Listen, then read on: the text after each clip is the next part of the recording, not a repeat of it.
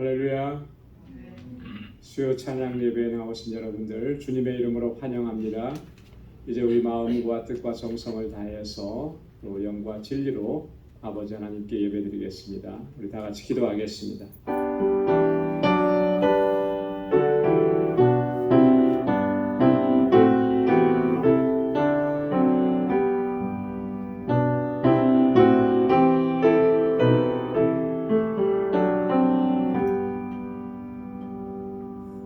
왕이신 나의 하나님이여, 내가 주를 높이고 영원히 주의 이름을 송축하리이다.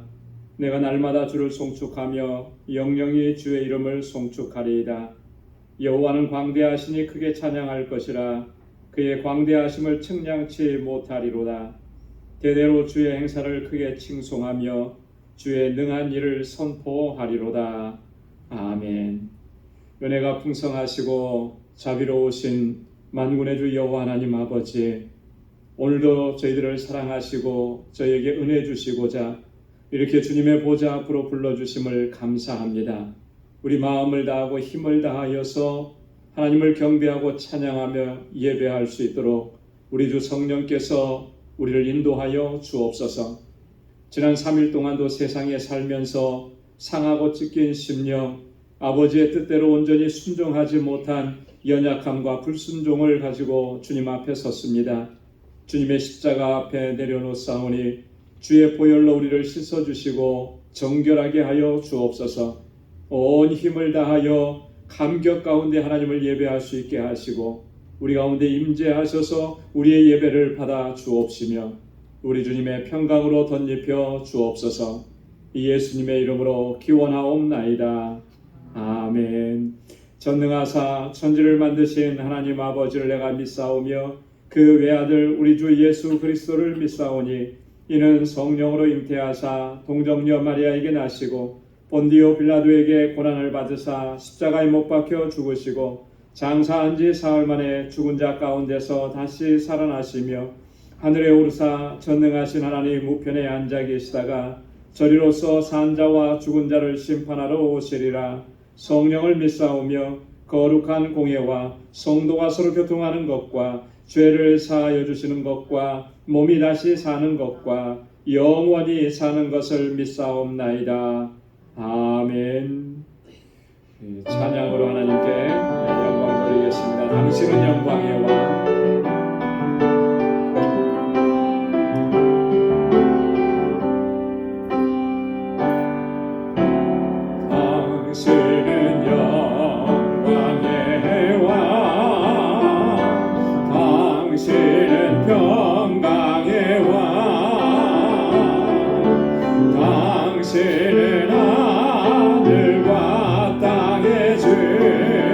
당신은 정의의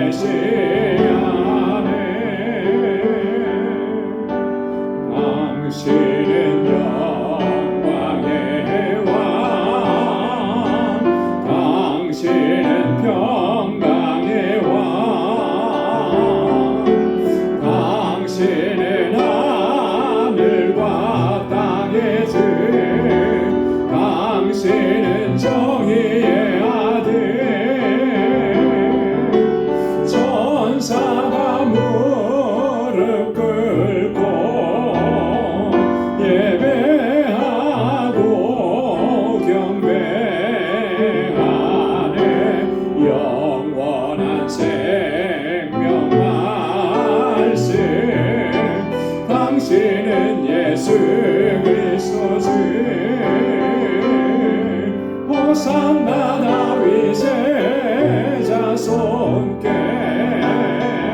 호산나 물러왕 중의 왕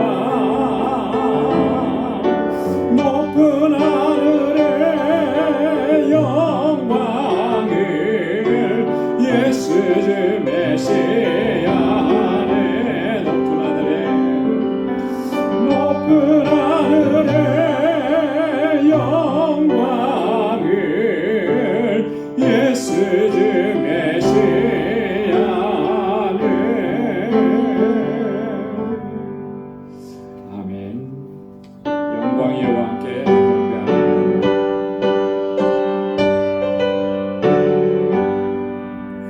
영광의 왕께 다 경배하며 그 크신 사랑 늘 찬송하라. 영원히 방패요 또 찬송이신 그 영광의 주를 다 찬송하라. 능력과 은혜 다 찬송하라. 그 옷은 햇빛 그 집은 궁창 그 눈의 소리로 주도하시고 폭풍의 날개로 주 달리신다. 저 아름답고 놀라운 일이 그득한 이 땅 다 주의 소원 그 힘찬 명령에 더 잡히나니 저 푸른 바다를 옷자락이라 질그릇같이 연약한 인생 주 의지하여 늘 강건하리.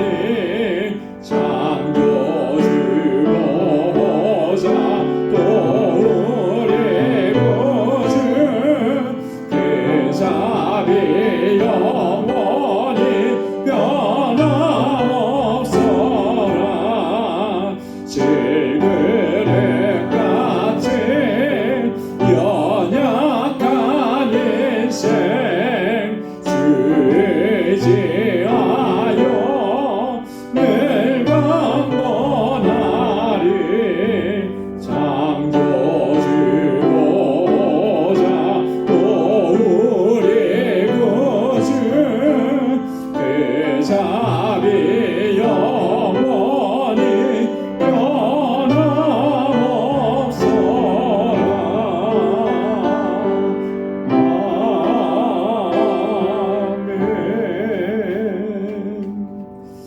아멘. 주여 지난 밤 내 꿈에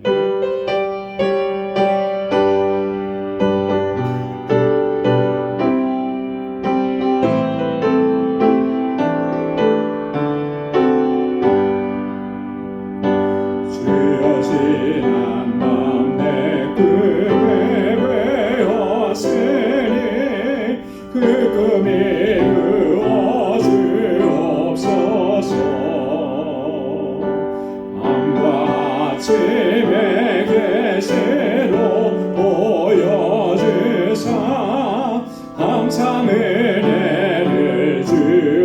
주옵소서. 나의 놀라운 금 성령 남이기는 장차 그는 내 받을 편이. 나의 놀라운 금 성령 이루어져 주님 얼굴을 배우리라.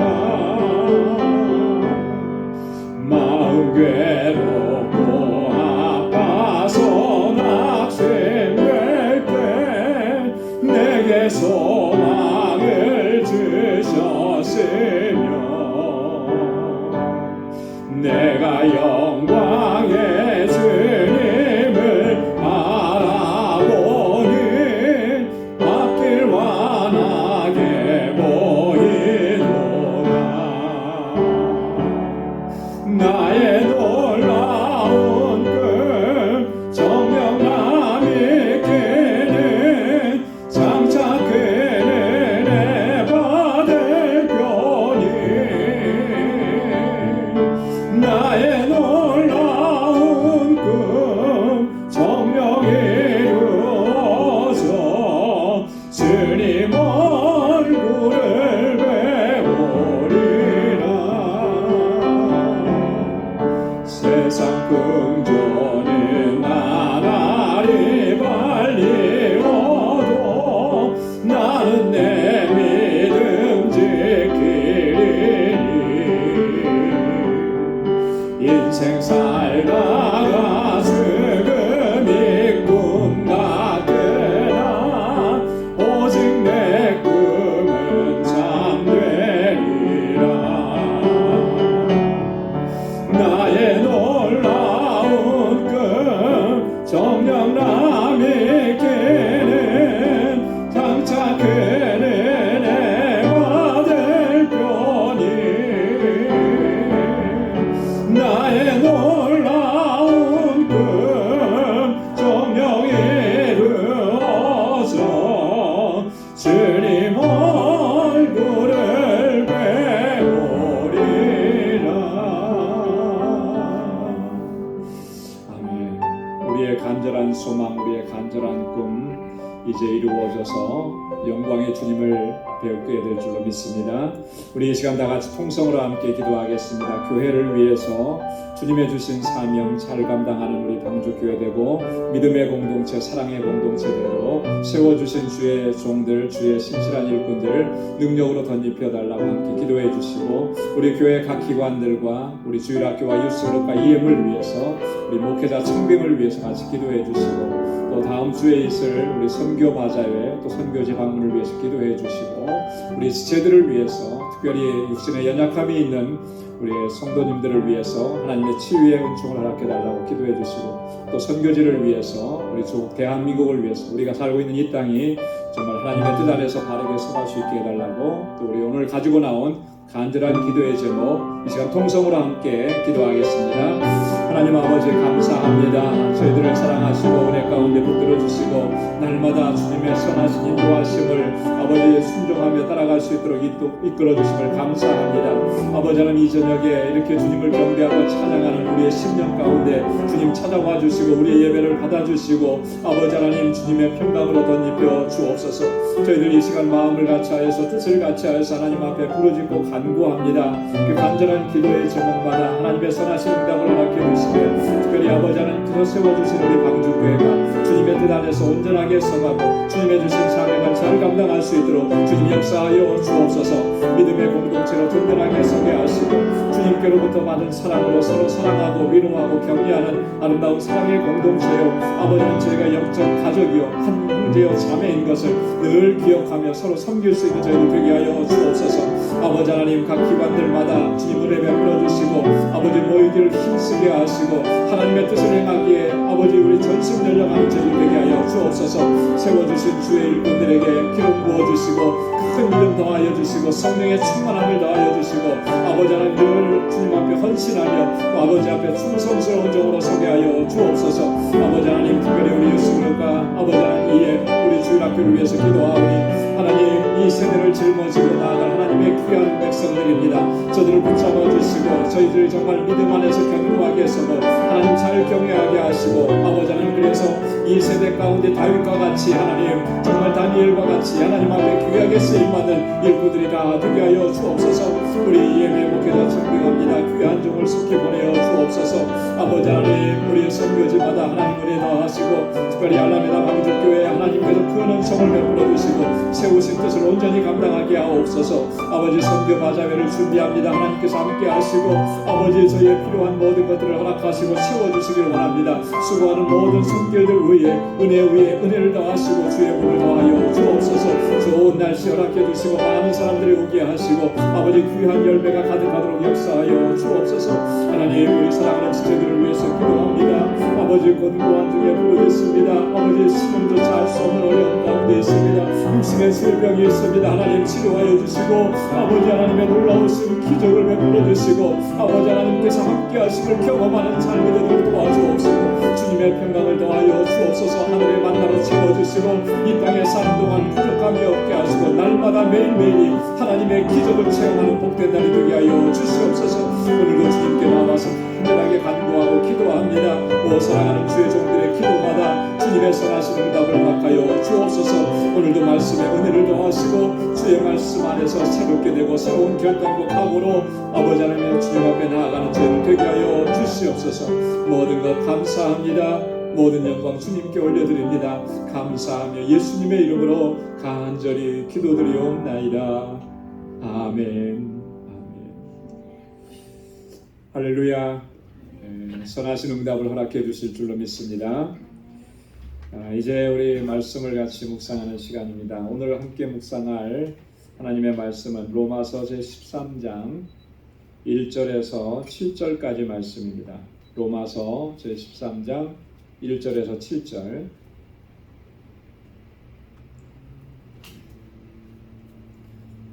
한 절씩 교독하도록 하겠습니다. 제가 먼저 읽겠습니다. 각 사람은 위에 있는 권세들에게 굴복하라. 권세는 하나님께로 나지 않음이 없나니 모든 권세는 다 하나님의 정하신 바라. 그러므로 권세를 거스리는 자는 하나님의 명을 거스림이니 거스리는 자들은 심판을 자취하리라. 관원들은 선한 일에 대하여 두려움이 되지 않고 악한 일에 대하여 되나니 내가 권세를 두려워하지 아니하려느냐. 선을 행하라. 그리하면 그에게 칭찬을 받으리라. 너는 하나님의 사자가 되어 내게 손을 이루는 자니라. 그러나 네가 악을 행하거든 두려워하라. 그가 공연히 칼을 가지지 아니하였으니 곧 하나님의 사자가 되어 악을 행하는 자에게 진노하시기 위하여 보호하는 자니라. 그러므로 굴복하지 아니할 수 없으니 노를 인하여만 할 것이 아니요 또한 양심을 인하여 할 것이라. 너희가 공세를 바치는 것도 이를 인하니라. 너희가 하나님의 일꾼이 되어 바로 이 일에 항상 힘쓰느니라. 다 함께요. 모든 자에게 줄 것을 주되 공세를 받을 자에게 공세를 바치고 국세 받을 자에게 국세를 바치고 두려워할 자를 두려워하며 존경할 자를 존경하라. 아멘. 우리가 지난주에 우리가 그리스도인들이 우리 그리스도인 공동체 안에서 어떻게 행해야 하는지 그 구체적인 내용들을 바울의 교훈을 통해서 또 말씀을 나눴고요. 또 우리 그리스도인들이 살아가는 삶의 연장 속에서 수많은 관계들 안에서 우리가 살아가는데 그 사회 속에서 우리가 어떤 중심을 가지고 어떤 원칙을 가지고 살아가야 되느냐 이런 부분들을 우리가 말씀을 나눴습니다. 특별히 12장 14절 이하에서는 바울이 그런 권고를 했죠. 핍박하는 자를 축복하고 저주하지 말라. 우리가 예수 믿는다는 것 때문에 사실 어려움을 당하고 불이익을 당하고 또 어떤 지역에서는 핍박을 받고 뭐 이런 일들이 있는데 그런 경우에 있었을 때 나에게 그런 일들을 가하는 사람은 사실 원수 같은 그런 존재들이죠. 그들을 어떻게 대해야 할 것이냐. 미워하고 저주하고 그래야 될 것이냐? 그리스도인들은 그런 모습은 합당치 않다라고 하는 거예요. 오히려 주님 말씀하신 것처럼 핍박하는 자를 위해서 축복하고 그를 위해서 기도해주고 또 결코 그를 저주하지 말라. 그게 마땅하다라. 그리고 대원칙이 있는데 두 가지를 얘기합니다. 사랑으로 행하라고 하는 거예요. 사랑. 그러면서 이 사랑이라는 건 뭐냐? 그것은 공감하는 것이다. 함께 울고 함께 웃고. 이 공감 능력이 그 사랑의 능력이라고 하는 거죠. 우리 그리스도인들은 주님께로부터 받은 그 사랑으로 그렇게 함께 해야 하는 거예요. 슬픔을 당한 자에게 가서는 같이 울어줄 수 있어야 되고, 기뻐하는 사람을 만났을 때에는 그가 좋아하고 좋은 일이 있어서 기뻐하는 걸 배아파하는 것이 아니라 함께 기뻐해주고 함께 축하해주는 거. 그리고 늘 겸손하게 행하면서 하나님의 공의의 모든 것을 의탁하고 맡기라, 그렇게 권고했습니다. 악에게 지지 말고 선으로 악을 이기라 그랬는데, 이 악에게 지지 않는 방법이 뭐냐? 크게 두 가지예요. 하나님의 공의를 온전하게 신뢰해야 한다라고 합니다. 그래서 하나님께 모든 걸 맡겨야 되는 거예요.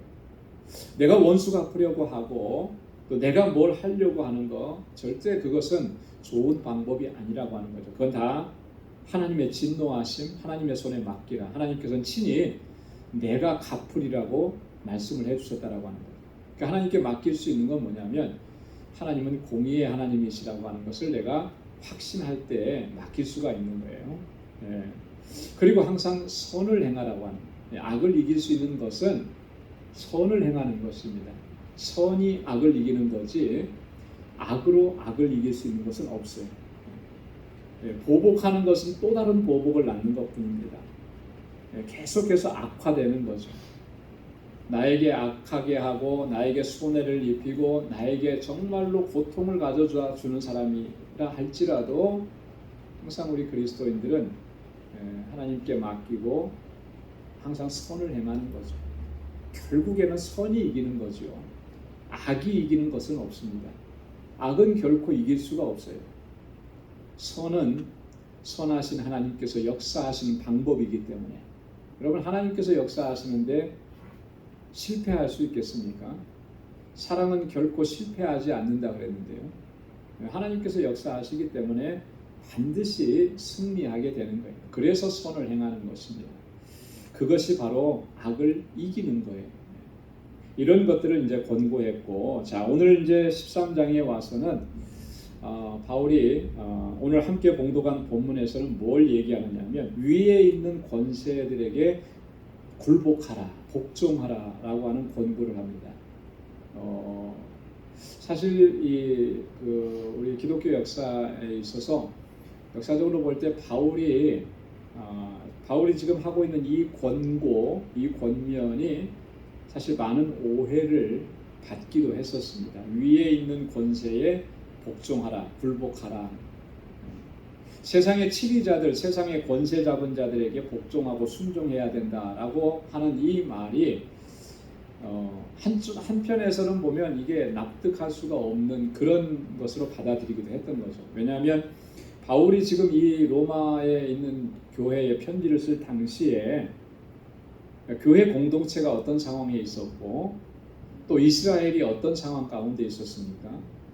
로마의 속국이었잖아요. 그죠? 로마의 지배를 받고 있었는데 그런 로마에 대해서 그들의 통치와 그들의 지배에 온전하게 복종하고 순종하라고 하는 말이냐 라고 하는 이런 것들에 대해서 많이 오해를 받고 그랬는데, 바울이 여기서 이렇게 이야기하는 것은 어떤 대전제입니다. 아주 중요한 주제가 그 안에 들어져 있는 거죠. 세상의 권세라고 하는 것, 세상의 통치자라고 하는 사람들, 이런 사람들이 과연 어떤 존재들이냐라고 하는 것을 바울은요 아주 심오한 그런 어떤 신학적인 하나님의 뜻 안에서 그것을 설명해 나가는 거예요. 왜 세상의 통치자들과 또 세상의 지도자들에게 우리가 순종해야만 하느냐라고 하는 것을 오늘 본문을 통해서 가르쳐주고 있다라고 하는 것이죠. 그래서 우리가 그 부분을 함께 좀 살펴보려고 합니다.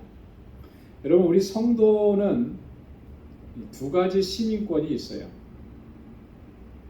우리 한국의 그 이중 국적, 복수 국적이 이제 가능해져서 어느 정도 연세만 되면 복수 국적을 취득할 수가 있어요. 그래서 시민권이 두 개가 되죠. 한국 시민권도 있고 미국 시민권도 있고, 그런 것처럼 우리 그리스도인들에게는 시민권이 두 개가 있습니다. 어떤 시민권일까요? 하나는 천국 시민권, 또 하나는 뭐예요? 이 땅에서 내가 소속되어서 살아가고 있는 이 나라의 시민권이죠. 대부분은 다 이제 미국에서 사니까 미국 시민권을 가지고 있어요. 그런 것처럼 이렇게 두 가지 시민권을 가지고 있는데, 이 두 가지 시민권은 완전히 질이 다른 거죠. 성격이 다른 겁니다. 그래서 우리는 이 두 가지 신분을 가지고 있기 때문에 이 땅에 살아가는 삶은요, 필연적으로 갈등을 겪을 수밖에 없어요. 천국의 시민이면서 동시에 이 땅에서 살고 있는 이 나라의 시민이기 때문에 그 사이에서 갈등이 생길 수밖에 없다라고 하는 거죠. 이런 문제들을 우리가 어떻게 풀어갈 것이냐.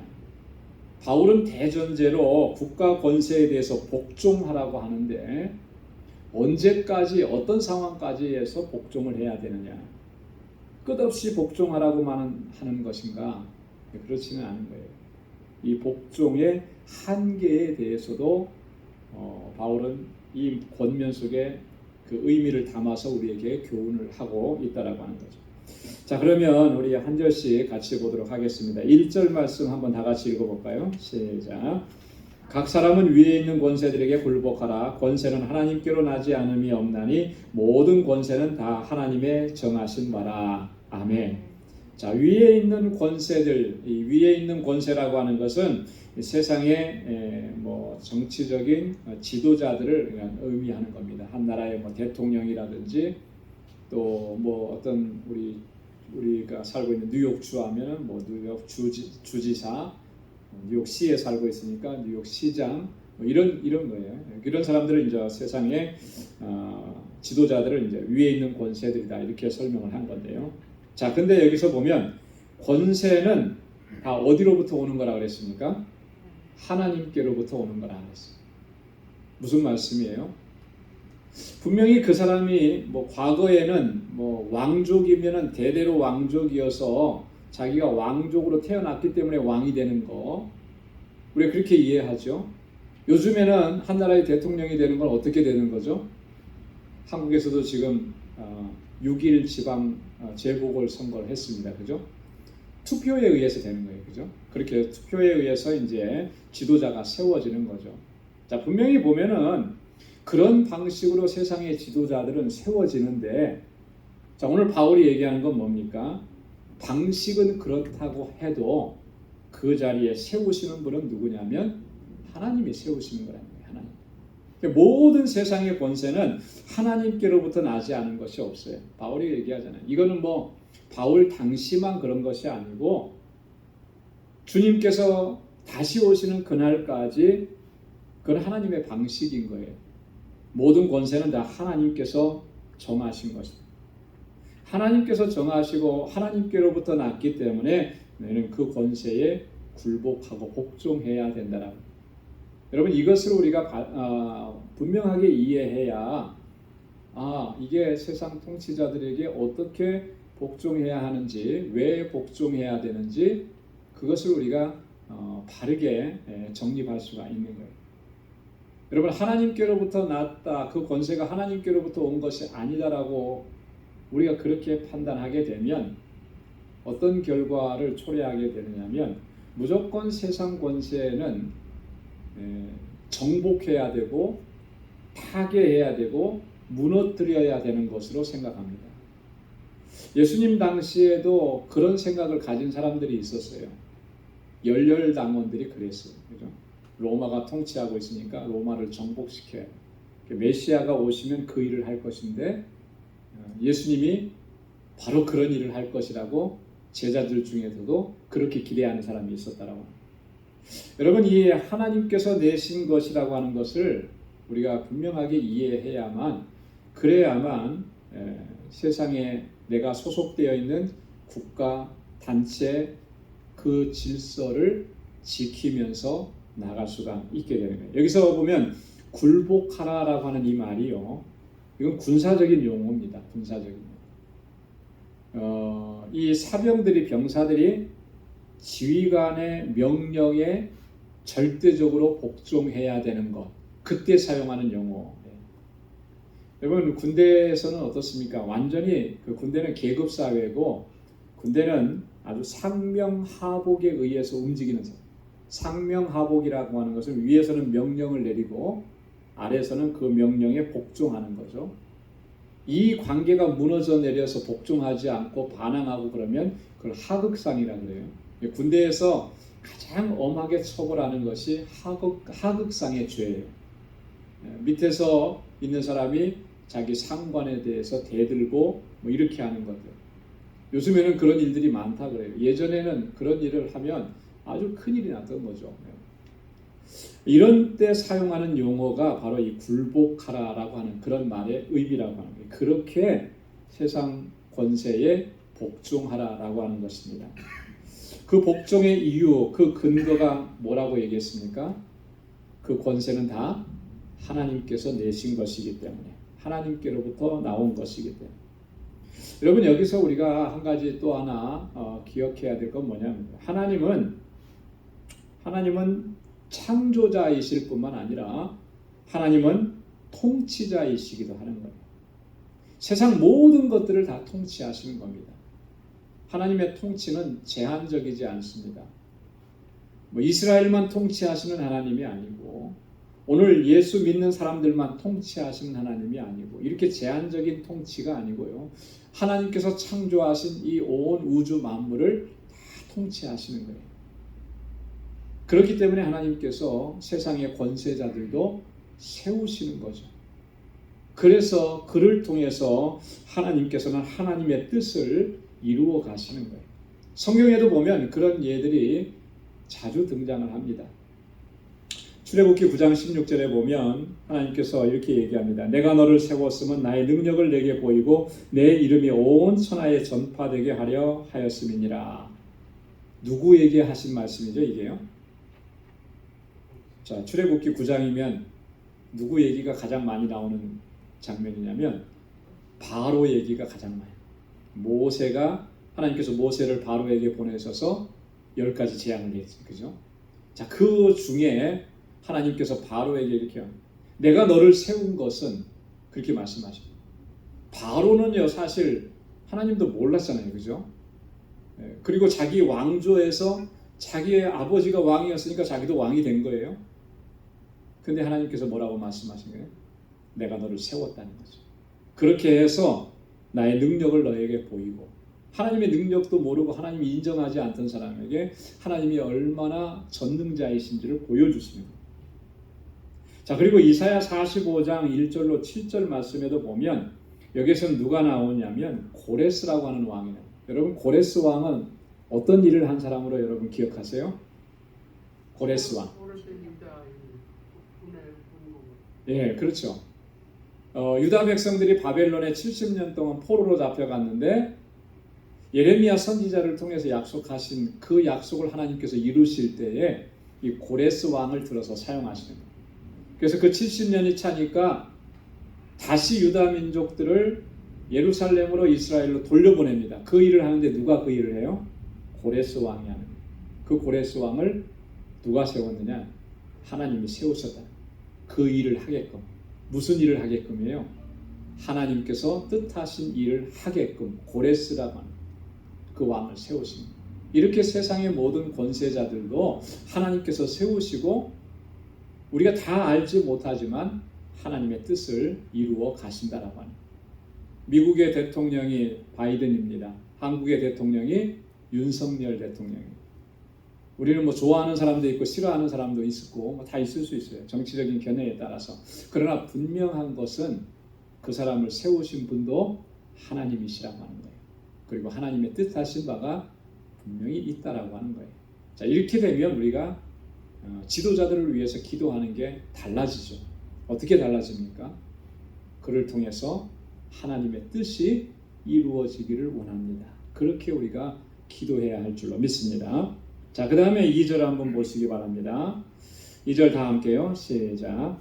그러므로 권세를 거스리는 자는 하나님의 명을 거스림이니 거스리는 자들은 심판을 자취하리라. 자, 이번에는 경고입니다. 경고예요. 그죠? 권세를 거스리는 자는 뭘 거스리는 거라 그랬어요? 하나님의 명을 거스리는 거예요. 자, 하나님께서 그를 세우셨는데 그 권세를 거스리면 그건 곧 하나님의 명령을 거스리는 거다. 자, 거스리는 자들은 뭐를 자취한다고요? 심판을 자취하리라. 그렇기 때문에 우리가 이 합법적인 국가의 권세에 반대하는 것, 합법적으로 세워진 통치자를 반대하는 것은 그것은 결국 하나님의 권세를 대적하는 것과 같다라고 하나님께서 그렇게 보신다는 거예요. 바울이 그렇게 지금 우리에게 이야기하고 있는 것입니다. 자, 그 거스리는 자들은 심판을 자취하는 것이다. 여기서 말하는 심판은 하나님의 심판이라는 의미보다는요, 이런 의미를 가지고 있습니다. 이건 뭐냐면 세상 권세자들을 통해서 겪게 되는 형벌들을 이야기합니다. 자, 여러분 보십시오. 세상의 권세를 대항하고 그 나라의 통치 질서를 위반하고 자기 마음대로 하고 법을 어기고 그러면 어떻게 되는 거예요? 법으로서 처벌을 받게 되는 거죠. 그죠? 규정해 놓은 법에 따라서 처벌을 받게 되는 거예요. 바로 그것을 의미하는 겁니다. 여기서 말하는 이 심판을 자취하리라고 하는 것은 그에 대한 응분의 대가를 치르게 된다라고 하는 그런 의미죠. 자, 그 다음에 3절을 한번 보겠습니다. 다 같이요. 시작. 관원들은 선한 일에 대하여 두려움이 되지 않고 악한 일에 대하여 되나니 내가 권세를 두려워하지 아니하려느냐. 선을 행하라. 그리하면 그에게 칭찬을 받으리라.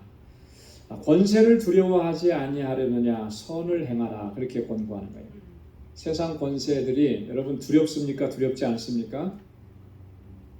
요즘에는 사실 두려움이라는 게 별로 없어요. 그죠? 근데 과거에는 세상 권세자들이 사실 두려운 존재이기도 했죠. 바울 시대에는 어떻겠습니까? 왕이라 그러면 얼마나 두려운 존재겠어요. 그죠? 내가 잘못한 것이 없어도 왕이 지나가면 그 얼마나 두렵고 떨리고 그런 게 이제 그런 게 아마 당연한 모습일 텐데 오늘 본문에서 바울이 권고하고 있는 것은 이런 거예요. 세상 권세를 두려워하지 않을 수 있는 그 유일한 근거는 내가 선을 행하는 것이다. 왜냐하면 이 세상의 관원들을 세우신 하나님의 목적이 있어요. 하나님께서 세상 권세들을 세우시는 목적이 있는데 그게 뭐냐면 선한 일에 대해서는 두려움이 되지 않고 악한 일에 대해서 두려움이 되게. 그게 뭐냐면 이런 거예요. 이 하나님께서 일반적으로 국가 권세자들, 세상의 관원들을 세우신 것은 그 살아가고 있는 사회, 국가 공동체가 선을 행하도록 장려하고 악에 대해서는 징벌하도록 하는 이런 보편적인 통치 원리에 의해서 그 공동체가 세워져 가기 위해서 하나님 세우셨다라고 하는 거예요. 자, 선을 장려하고 악을 징벌한다. 이거는 우리 사자성어로 뭐라 그러죠? 권선징악이라고 그러잖아요. 그죠? 권선징악. 선은 장려해요. 선한 일을 하도록, 좋은 일을 하도록, 옳은 일을 하도록. 그러나 악한 일에 대해서는 아주 철저하게 다스리는 거죠. 이게 하나님께서 세상에 관원들을 세우시고 권세자들을 세우신 목적이라는 거예요. 그 일을 하게 하시기 위해서. 그래서 질서가 생기도록 하기 위해서. 자, 그러니까 그 권세를 두려워하지 않으려면 어떻게 해야 돼? 선을 행해야 된다고 하는 거죠. 악을 행하는 자는 두려워할 수밖에 없습니다. 왜 그렇습니까? 내가 질서를 어겼고 법을 어겼고 그렇기 때문에 그에 대해서는 상응하는 벌이 있는 것은 명확하기 때문에. 그래서 이 세상 권세자들은요, 그 원리에 의해서 그 나라와 국가를 다스리도록 하나님께서 세워주신 거예요. 자, 그랬을 때 그 원리에 의해서 통치하고 다스릴 때 세상 권세에 우리는 절대적으로 복종해야 됩니다. 하지만 이 원리에서 벗어났다고 하면 거기에 대해서는 복종할 수가 없는 거라는 거예요. 왜 복종할 수가 없습니까? 하나님의 뜻에서 벗어났기 때문에. 구약 성경에 보면요, 이스라엘 역사에 있어서 가장 위대하고 훌륭한 왕을 꼽으라고 하면은 당연히 우리는 다윗을 꼽습니다. 그죠? 자, 근데 다윗이 이스라엘 전체의 왕이 되어가지고 그가 통치 원리로 삼은 것이 하나 있습니다. 이스라엘 백성들을 다스리는 통치 원리로 삼은 것. 그게 뭐였는지 혹시 기억나세요? 공과 의라는 거예요. 이거 우리가 기억해야 돼요. 공과 의. 저 사무엘하 8장 15절에 보면 다윗이 온 이스라엘을 다스려 모든 백성에게 공과 의를 행할세. 이게 다윗의 통치 이념이었습니다. 공이라고 하는 건 뭐예요? 모든 백성들을 공평하게 다스린다는 거예요. 의라는 것은 뭡니까? 정의로 다스린다는 거예요. 불의한 것이 존재하지 않도록 다스리는 거예요. 이게 다윗의 통치 이념이었고 그게 하나님의 뜻이었다라고 하는 거예요. 자, 그런데 만약에 이스라엘의 통치자가 그 통치 원리와 통치 이념에서 벗어나게 되면 어떤 일이 벌어지겠습니까? 이스라엘 백성들이 힘들어지고 고통을 당하는 거예요. 다윗 이후에 유다 왕국의 왕들도 보면요, 이 다윗이 행한 것처럼 그렇게 하지를 않은 거예요. 그래서 점점 백성들의 삶은 피폐해져 가고 고통스러워져 가고, 그래서 결국에는 나라가 어떻게 되는 겁니까? 시드기야 왕을 끝으로 해서 이 남왕국 유다가 바벨론에 의해서 포로로 잡혀가게, 멸망을 당하게 되는 거예요.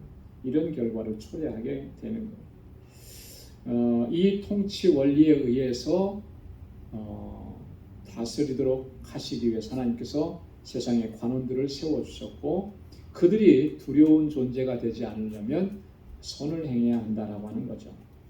선을 행한다면 어떤 권세도 두려워할 그런 하등의 이유가 없는 것입니다. 자, 그 다음에 4절 말씀도 한번 같이 읽겠습니다. 그는 하나님의 사자가 되어 내게 선을 이루는 자니라. 그러나 내가 악을 행하거든 두려워하라. 그가 공연히 칼을 가지지 아니하였으니 곧 하나님의 사자가 되어 악을 행하는 자에게는 진노하심을 위하여 보응하는 자니라. 아멘. 세상 권세자들을 가리켜서 여기 뭐라고 얘기했습니까? 하나님의 사자가 되었다, 이렇게 얘기하죠. 하나님의 사자. 자, 하나님의 사자가 되었다라고 하는 말은 무슨 말이에요? 하나님의 뜻을 전하는 자, 또 하나님께서 행하시는 일을 대행하는 자가 되었다라고 하는 그런 의미잖아요. 구약 성경에 보면 하나님의 사자라는 표현은 주로 누구에게 사용되었냐면 선지자들에게, 또 사사들에게, 왕에게 이렇게 하나님의 사자라고 이렇게 칭했어요. 하나님께서 뜻하신 일들을 그 하나님의 백성들에게 전하고 증거하고 그 뜻을 이루어가는 그런 사람들이라고 하는 그런 의미죠. 근데 자, 오늘 보면 세상 권세자들에게도 하나님의 사자가 되었다, 이렇게 얘기합니다. 의미, 내용적인 면은 같은 거예요. 하나님의 뜻을 이루어가는 사람. 자, 그런데 그 구체적인 내용에 들어가면 선지자나 이스라엘의 왕이나 또 사사들하고는 좀 개념이 다르죠. 그죠? 여기서 말하는 세상 권세자들은 그들이 하나님의 뜻을 이루어가는 것은 조금 다른 모습입니다. 뭐냐면 이런 거예요. 하나님의 사자라고 여기서 말한 것은 우리 가운데 임하시는, 온 세상 가운데 임하시는 하나님의 일반 은총, 일반 은혜를 통제하고 그 일반 은혜를 모두가 누릴 수 있도록 하기 위해서 세워진 그런 존재라고 합니다. 일반 은총. 여러분, 일반 은총, 일반 은혜는 어떤 것을 일반 은총이라고 그럽니까? 하나님께서 모든 사람들에게, 하나님의 피조물인 모든 존재들에게 동일하게 부어주시는 은혜가 바로 일반 은총이에요. 예를 들면은 이런 겁니다. 햇빛을 비춰주실 때, 여러분 우리의 삶 속에 햇빛이 비춰지는 것도 은혜잖아요. 근데 이 햇빛을 비춰주실 때 믿는 사람에게만 비춰주시는 거 아니죠. 믿지 않는 사람에게도 동일하게 비춰주세요. 비를 내려주실 때도 마찬가지예요. 공기를 주신 것도 마찬가지예요. 이렇게 하나님께서는 모든 하나님의 창조물 된 피조물 된 모든 존재에게 공평하게 부여해 주시는 것, 그걸 이제 일반 은총이라고 해요. 자, 그래서 그 하나님의 일반 은총이 적절하게 전달되고 방해받지 않고 그렇게 할 수 있게 하기 위해서 세워주신 존재가 바로 세상의 권세자. 여러분, 세상에 악이 관영을 하게 되면 그런 일반 은총조차도 제어하는 그런 세력들이 나타나게 되어 있어요. 그죠? 빼앗고 탈취하고 그리고 폭력을 행사하고 이런 것들을 막아내는 거죠. 그래서 그런 의미에서 하나님의 사자라 이렇게 얘기하는 것입니다. 자, 그런데 내가 악을 행한다면 당연히 그들을 두려워해야 하는 거죠. 왜 그렇습니까? 그들에게는 뭐가 있다 그랬어요? 칼을 가지고 있다. 칼을 가지고 있다. 여러분, 이 칼이라고 하는 의미는 뭐냐면 하나님께로부터 부여받은 이 합법적인 권력 그리고 악에 대한 처벌하는 권한, 이것을 칼이라고 얘기합니다. 그래서 하나님께서 그들을 세워서 그걸 다스리도록 하셨다라고, 악을 다스리도록 하셨다라고 하는 거예요. 그래서 여기 보니까 후반부에 뭐라고 했습니까? 악을 행하는 자에게는 진노하심을 위하여 보응하는 자니라. 누구의 진노하심입니까? 하나님의 진노하심으로 그에 대해서 마땅한 보응을 행하도록 하나님께서 그들을 세우셨다라고 하는 거예요. 어떤 사람들에게? 악을 행하는 자들에게. 그래서 우리가 그 세상의 권세자들은 본질적으로 하나님께서 명하신 그 일들을 행하도록 세워주셨고, 그리고 선을 이루도록 하나님께서 세워주신 존재라고 하는 거예요. 만약에 근데 그런 일을 감당하지 않으면 어떻게 되겠습니까? 하나님께서 패하시고 하나님께서 그들을 다스리시고 하나님의 공의로 그들을 심판하시는 거예요. 자, 그러면 또 5절 또 계속 보겠습니다. 5절 함께요, 다 같이요. 그러므로 굴복하지 아니할 수 없으니 노를 인하여만 할 것이 아니요 또한 양심을 인하여 할 것이라. 자, 이렇게 하나님께서 역사하시니까 굴복하지 않을 수 없다. 복종하지 않을 수 없다. 무슨 말입니까? 반드시 복종해야 한다라고 하는 것을 이야기하는 겁니다. 자, 그런데 노를 인하여만 할 것이 아니고 또한 양심을 인하여서 해라. 노를 인하여서 한다라고 하는 것은 뭐냐면 이런 거예요. 벌받지 않으려고, 그죠? 그 진노의 보응을 받지 않으려고 소극적으로 그것을 하지 않는 이런 모습이 아니라, 내가 그것을 안 해야 되니까, 내가 이거를 하면은 벌 받으니까 벌 받지 않으려고 그 권세에 복종하는 것. 이렇게만 한다면 이것은 바람직한 모습이 아니라는 것이죠. 자, 너희 양심을 위해서 하라. 양심을 위해서. 그 양심을 위해서 순종하라. 이게 무슨 의미일까? 바울은요, 이 양심이라고 하는 의미를 주로 어떻게 사용했냐면 하나님을 향한 의무감이다라고 그런 의미로 사용을 했어요. 그래서 하나님께서 말씀하시고 하나님께서 명령하신 것을 순종할 때에 거기에 대한 책임감, 의무감을 갖는 거죠. 그런 마음을 갖게 하는 것이 바로 양심이라고 하는 거예요. 그래서 그 하나님의 뜻에 순종하도록 그렇게 자신을 드리는 것, 그것을 양심을 위하여 할 것이다. 그렇게 바울이 이야기한 것입니다. 바울은 그래서 종종 그가 증언하는 내용들에 보면 내가 양심을 따라서 하나님을 섬겼다라고 하는 이런 표현을 해요. 양심을 따라서. 자, 양심을 따라서 하나님을 섬겼다라고 하는 것은 바로 그런 의미예요. 하나님을 온전하게 섬기기 위해서 하나님께 대한 어떤 책임과 의무, 이것을 온전하게 감당하기 위해서 그렇게 하나님을 섬겨왔다. 이렇게 바울이 이야기하는 것입니다. 그래서 우리가 어떤 그 잘못을 행함으로 인해서 벌 받는 것, 벌을 받지 않으려고 내가 복종하고 순종하는 것, 그런 차원을 넘어서는 것이라고 하는 거예요. 그래서 양심을 위해서 하나님께 대한 의무감, 하나님의 자녀로서의 책임감을 가지고 그렇게 순종하고 복종하라고 하는 것이 바울의 권고입니다. 자, 그 다음에 이제 마지막으로 6절과 7절에서는요, 바울이 우리가 한 나라의 백성, 한 나라의 국민으로서 어떤 의무를 가지고 있느냐, 또 그리고 권세자들에 대해서 어떻게 존중해야 하느냐라고 하는 것을 권고합니다. 자, 6절과 7절 말씀 한번 같이 봉독하겠습니다. 시작. 너희가 공세를 바치는 것도 이를 인함이라. 너희가 하나님의 일꾼이 되어 바로 이 일에 항상 힘쓰느니라. 모든 자에게 줄 것을 주되 공세를 받을 자에게 공세를 바치고 국세를 받을 자에게 국세를 바치고 두려워할 자를 두려워하며 존경할 자를 존경하라. 아멘. 자, 이 말은 첫째는 이런 의미입니다. 한 나라의 국민으로서 책임과 의무를 성실하게 잘 감당해야 한다라고 하는 겁니다. 한 나라에 소속되어 있으면 반드시 의무가 생기게 되어 있습니다. 그렇죠? 국민에게는 의무가 있어요. 물론 권리도 있습니다. 자, 우리나라 같은 경우는, 대한민국 같은 경우는 국민의 의무, 4대 의무다, 뭐 그렇게 얘기도 하는데요. 전통적으로 어떤 의무가 있죠? 기억나십니까? 오래전에 우리 학교에서 다 배웠는데, 국방의 의무,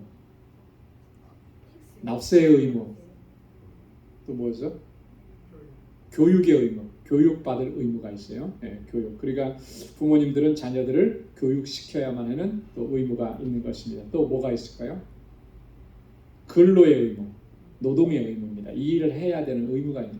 그러니까 빈둥빈둥 놀면서 일 안 하는 거, 청년인데 일 안 하고 있는 거, 그것도 의무 다 하는 거 아니에요. 네, 의무.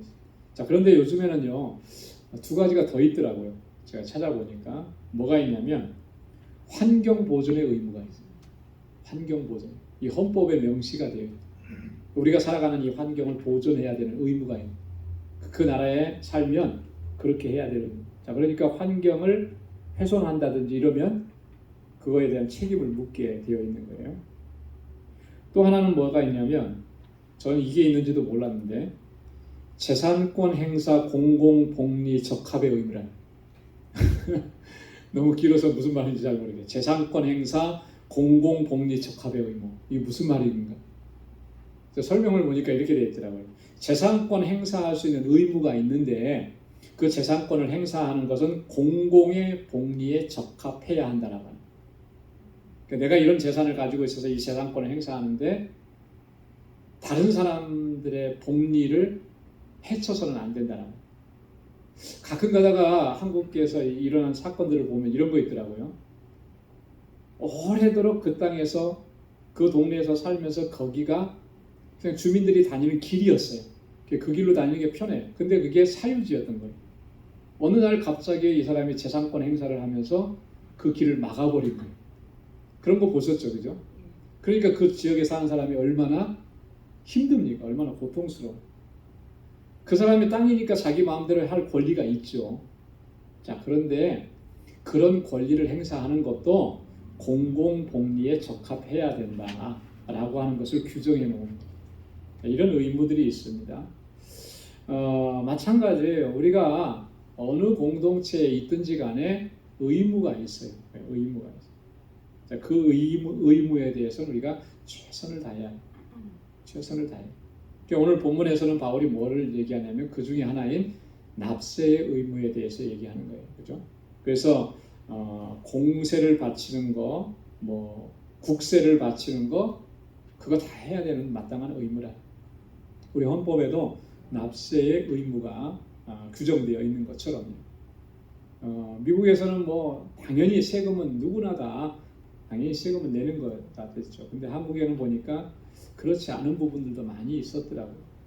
그러니까 세금을 얼마나 정말 자발적으로 잘 내느냐, 그렇지 않느냐가 사실 어떻게 보면 선진국과 후진국을 가르는 그런 요소가 되는 것도 같아요. 왜냐하면 그것은 내 의무와 책임을 다하느냐 다하지 못하느냐라고 하는 것을 이야기해 주는 것이기 때문에. 자, 그 다음에 이 두려워할 자를 두려워하며 존경할 자를 존경하라. 이 권세자들에 대한 존중, 그것은 정말 중요한 그 이슈예요. 우리 그리스도인들은요, 세상의 통치자, 세상의 권세자들을 존중할 수 있어야 됩니다. 존중해야만 합니다. 왜 그렇습니까? 그것은 그를 세우신 하나님께 대한 존중이기 때문에 그래요. 세상의 모든 권세자들도 하나님께서 세우셨는데 그를 존중하지 않는다는 것, 그것은 다른 말로 얘기하면 뭐예요? 그를 세우신 하나님을 존중하지 않는다는 의미와 같은 것이기 때문에. 여러분, 자신의 사상이나 이념과 다르다고 무조건 비판하고 욕하고 정죄하는 것은요, 우리 그리스도인들에게는 마땅치 않은 것입니다. 그렇게 해서는 안 되는 거예요. 우리 조국 대한민국의 상황을 보면 이런 부분이 참 너무나 걱정될 정도로 심각한 그런 상황이더라고요. 근데요, 믿는 사람들도 똑같아요. 예수 믿는 사람들도 똑같아요. 출신지가 다르다고 막 무조건 이렇게 상대방을 욕하고 비방하고 뭐 이런 일들 다 봐요. 내가 생각하는 사상과 저 사람이 생각하는 사상이 다르다고, 내가 속한 당과 저 사람이 속한 당이 다르다고 그렇게 막 욕을 하고 하는 거예요. 이게 과연 그리스도인에게 합당한 일인가? 오늘 바울이 권고하고 있는 이 말씀에 의하면 이건 결코 합당한 것이 아니에요.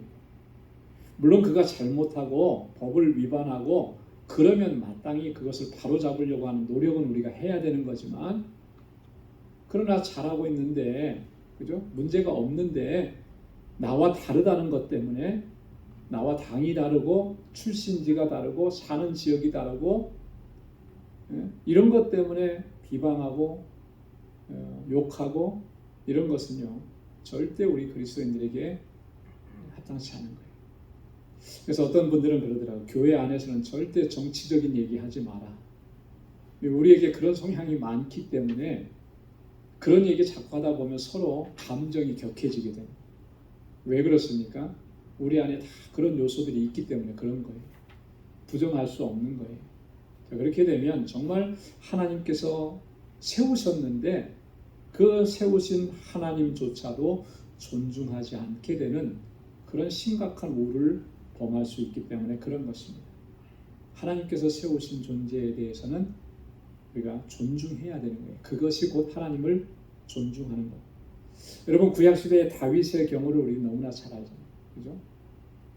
다윗이 사울에 의해서 얼마나 많이 쫓겨다니고 정말 얼마나 억울한 일 많이 겪었고 죽을 뻔한 위협도 얼마나 많이 받았었습니까? 그럼에도 불구하고 다윗은요, 끝까지 자신의 도리를 다 지켰어요. 그건 뭐냐면 하나님께서 기름 부어 세우신 그 종을 내가 손을 들어서 그를 치면 내가 죄가 없겠느냐. 그죠? 마땅히 아마 사울은, 일반적으로 보면 그렇게 사울은 마땅히 다윗이 그만큼 당한 게 있으니까 마땅히 기회가 왔을 때 사울을 처단해도 누가 그거 잘못했다고 말하지 않을 거예요. 그죠? 그러니까 오늘 사무엘상 26장에도 제가 기록해 놨는데 아비새라고 하는 신하가 자기가 죽이겠다고 이렇게 얘기하잖아요. 다윗이 그걸 막습니다. 그것은 하나님께서 금하신 것이다. 하나님께서 저를 세우셨고 하나님께서 저를 기름 부어 세우셨기 때문에 저를 쳐도 하나님께서 치시는 것이지 내가 그것을 할 수 있는 그런 자격이 나한테는 없다. 하나님께서 나에게 그런 권리, 그거 허락해 주신 적이 없다라고 합니다. 그건 하나님 앞에 죄가 된다. 그래서 나중에 다윗이 그렇게 얘기해요. 여호와께서 그를 치시리니 혹 죽을 날이 이르거나 혹 전장에 들어가서 망하리라. 하나님께서 치실 것이다. 자, 다윗이 한 그대로 됐잖아요. 그죠? 사울 왕이 어떻게 죽었습니까? 사무엘 상 31장에 보니까 다윗이 한 말 그대로 됐어요. 길보아산 전투에서 블레셋과 전쟁하다가 거기에서 전사를 하게 되잖아요. 그 아들들과 함께. 그 전쟁에서 나가서 죽은 것이지만 하나님께서 심판하신 거예요. 다윗이 얘기했던 대로. 만약에 다윗이 사울을 쳤다, 사람들에게는 어떤 명분을 얻을 수 있을 거예요. 그죠? 이해도 할 수 있을 겁니다. 그러나 하나님께서는 그걸 용납하시지 않는 거죠. 왜 그렇습니까? 사울 왕은 하나님께서 세우셨기 때문에. 세상의 권세자들도 마찬가지인 거예요. 하나님께서 세우셨기 때문에 그를 벌하실 분도 하나님이신 거예요. 그를 존중하는 것은 누구를 존중하는 거라고요? 그를 세우신 하나님을 존중하는 거예요. 이것이 오늘 우리 그리스도인들이 세상의 권세자들, 세상의 지도자들을 대하는 중심이어야 한다. 그걸 하나님께서 기뻐하시는 거예요. 그래서 우리가 우리의 지도자들을 위해서 기도해야 하는 거예요. 왜? 어떻게? 그가 하나님의 뜻대로 이 나라를, 이 공동체를 이끌어갈 수 있게 해달라고. 하나님 두려워할 줄 알게. 그렇죠? 그렇게 우리가 지도자들을 위해서 기도해야 하는 것입니다.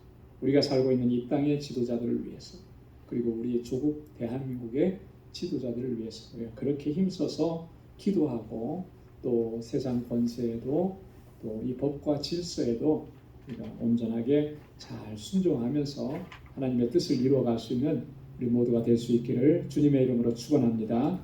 기도하겠습니다. 하나님 아버지 감사합니다. 오늘도 귀한 말씀을 통해서 저희들로 하여금 다시 깨닫게 해주시니 감사합니다. 정말 우리가 신앙생활하고 하나님 섬긴다고 하면서도 우리가 살아가고 있는 이 사회, 또 이 나라 지도자들을 위해서 우리가 많이 기도하지 못했습니다. 하나님 우리를 불쌍히 여겨주시고 우리의 이러한 나태함을 용서하여 주옵시고, 하나님께서 뜻을 두시고 세우신 그 지도자들을 위해서 우리가 함께 기도하고 함께 뜻을 같이 하고 그렇게 하나님의 뜻을 이루어갈 수 있는 우리 모두가 되게 하여 주옵소서. 우리 방주의 모든 믿음의 권속들을 늘 눈동자와 같이 지켜주시고 이 땅에 사는 날 동안에 정말 하나님의 기쁨이 되고 하나님께서 뜻하신 그 믿음의 길로 온전히 걸어갈 수 있도록 도와주옵시고 늘 주님의 평강으로 덧입혀 주옵소서. 이제는 우리 주 예수 그리스도의 무한하신 은혜와 하나님 아버지의 크고 놀라우신 사랑과 성령의 위로 교통 충만하심의 역사가 하나님의 뜻대로 순종하며 주님의 영광을 위해서 살아가기로 결단하는 우리 방주의 모든 믿음의 권속들과 저들의 가정과 직장, 생업의 터전과 학업 위에 이제로부터 영원까지 함께 하시기를 간절히 축원하옵나이다. 아멘.